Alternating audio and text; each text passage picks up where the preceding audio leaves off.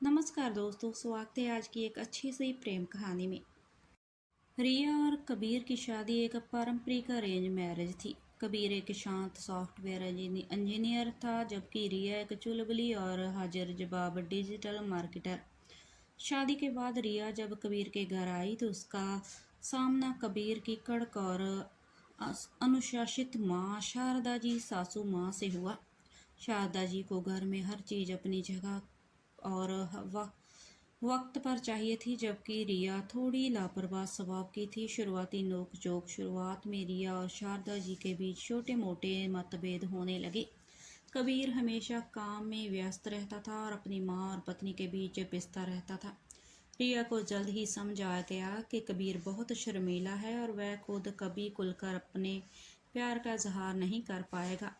एक दिन रिया ने देखा कि शारदा जी पुरानी हिंदी फिल्मों की बेहद शौकीन है।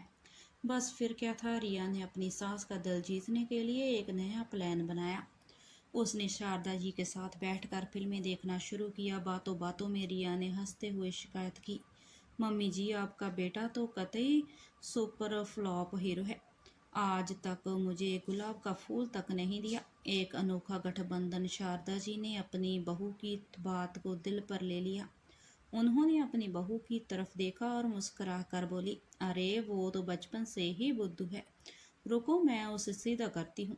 उस दिन के बाद सास और बहू के बीच की दीवार ढह गई। दोनों सहेलियां बन गई और उनका नया मिशन था कबीर को एक रोमांटिक पति बनाना। शारदा जी ने कबीर को घर के कामों के बहाने रिया के पास भेजना शुरू किया।